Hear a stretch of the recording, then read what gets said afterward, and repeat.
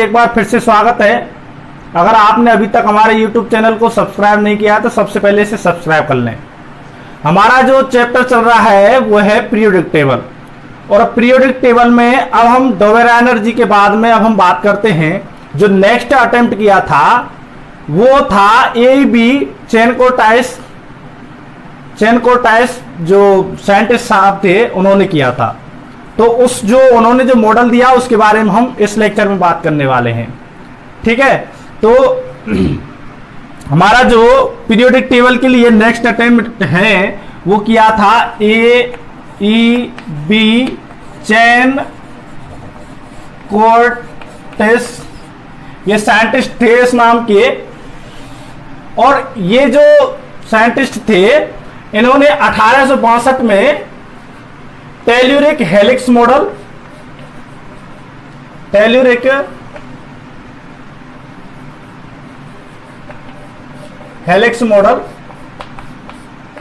पेश किया। और ये जो मॉडल है उन्होंने किसके लिए पेश किया कि जो एलिमेंट्स हैं उनके क्लासिफिकेशन के लिए। तो नेक्स्ट अटेम्प्ट जो है वो किसने किया है? AEB चैनकोटाइस साहब ने। ठीक है, और उन्होंने क्या दिया है? Telluric helix model. तो ये क्या था? ये टेल्यूरिक हेलिक्स मॉडल जो था ये नेक्स्ट अटेम्प्ट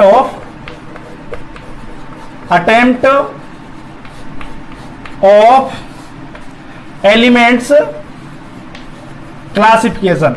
ठीक है, यहां तक हमारी ये बात हो गई कि जो एलिमेंट्स हैं उनके क्लासिफिकेशन के लिए डोवेरा एनर्जी साहब के बाद में ये साइंटिस्ट आए और इन्होंने टेल्यूरिक हेलिक्स मॉडल दिया।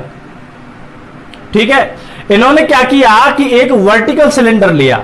ठीक है, तो इन्होंने क्या किया कि जो एक वर्टिकल सिलेंडर लिया,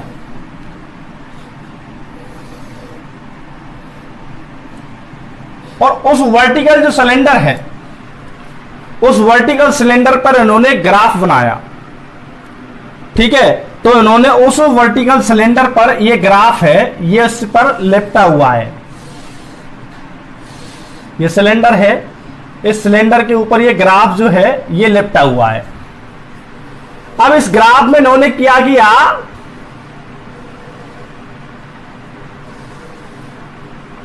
ग्राफ में इन्होंने क्या किया कि 45 डिग्री के एंगल पर एलिमेंट्स को जमाया, और उनको किसके बेस पर जमाया? वही एटॉमिक मास के ऊपर। तो इन्होंने भी जो मास को लिया और एटॉमिक मास के आधार पर ही इन्होंने क्या किया, जो ये वर्टिकल जो इन्होंने सिलेंडर लिया था इसके ग्राफ पर उन्होंने 45 डिग्री के एंगल से क्या किया? इन्होंने एलिमेंट्स को जमाया। और ये जो इनका ग्राफ था इसमें क्या है कि 16 लाइन थी। कितनी लाइंस थी? 16 लाइन थी।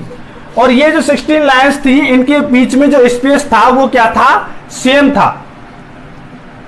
और इन्होंने इस प्रकार से 45 का एंगल लेकर के और ये ग्राफ बनाया।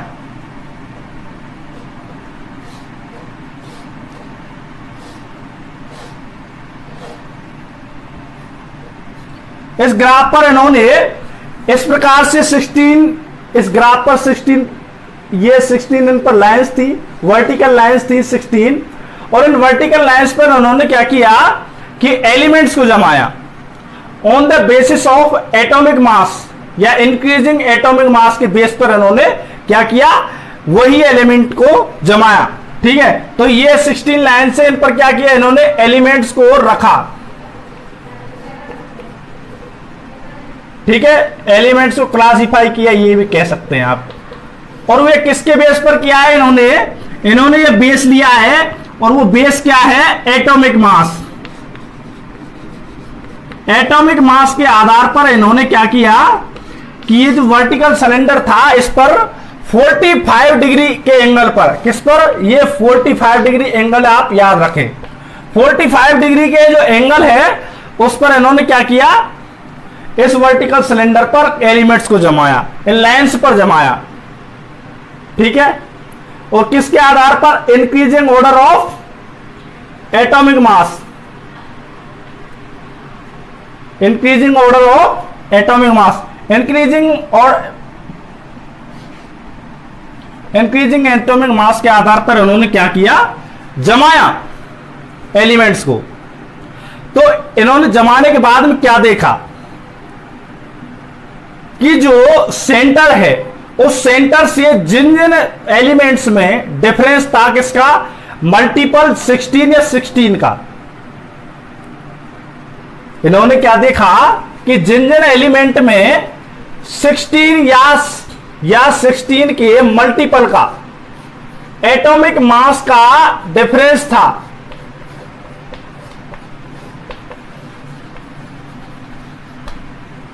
एटॉमिक मास का डिफरेंस था, या 16 का था या 16 से मल्टीपल का एटॉमिक मास का जो डिफरेंस था, उनमें क्या हुआ कि जो सेंटर वाला जो एलिमेंट है या सेंटर है उससे नीचे की साइड में वो एलिमेंट जमाने में आए। तो वो क्या है, उनका जो प्लेस था वो कहां था, सेंटर टू डाउन, या सेंटर से नीचे की साइड में, सेंटर टू डाउन वो एलिमेंट्स जमे। तो इन्होंने ये जो वर्टिकल सिलेंडर लिया उस पर इस प्रकार से एलिमेंट्स को जमाया।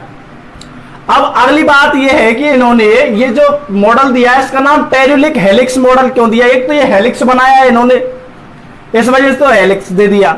दूसरा क्या था कि ये जो सारे एलिमेंट्स थे इनका एक सेंटर था, और उस सेंटर पर जो एटॉमिक मास था वो क्या था, टेल्यूरियम था। उस टाइम पर जितने भी एलिमेंट्स पाए जा रहे थे उन सारे एलिमेंट्स में जो टेल्यूरियम था वो क्या मध्य में आ रहा था। इस वजह से इस मॉडल को क्या नाम दिया गया, टेल्यूरिक हेलिक्स मॉडल। तो इसमें आप लिख सकते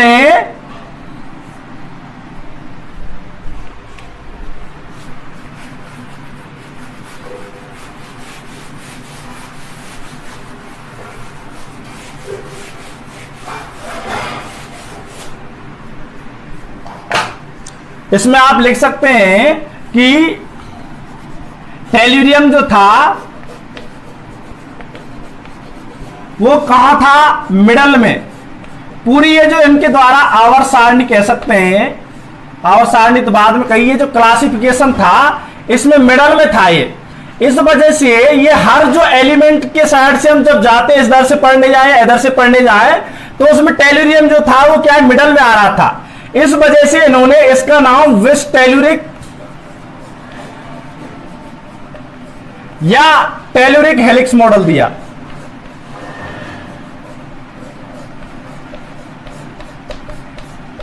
तो ये बात आपको समझ में आई कि एबी साहब ने ये जो अपना मॉडल दिया, इस मॉडल का नाम टेल्यूरिक हेलिक्स या विस्ट टेल्यूरिक क्यों दिया नाम, क्योंकि टेल्यूरियम जो था वो मिडल में आ रहा था।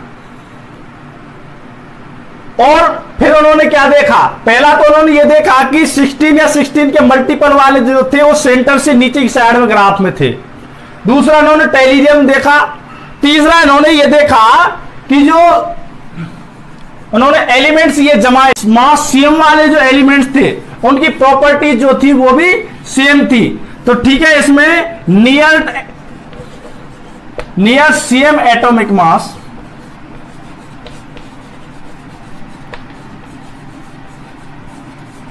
प्रॉपर्टीज क्या थी, सेम। तो इन्होंने देखा कि इस पर जब उन्होंने जमाया तो एलिमेंट्स जिनका नियर एटॉमिक मास थे उनकी जो प्रॉपर्टीज आ रही थी वो क्या आ रही थी, सेम आ रही थी। तो ये उन्होंने 3 निष्कर्ष निकाले और इस प्रकार से उन्होंने एक वर्टिकल सिलेंडर लिया, उस पर ग्राफ बनाया। ग्राफ में 16 लाइंस थी, 16 लाइंस पर उन्होंने क्या है उनको एलिमेंट्स को जमाया। मध्य में जो टेल्यूरिक आ रहा था, टेल्यूरियम, ठीक है। तो ये था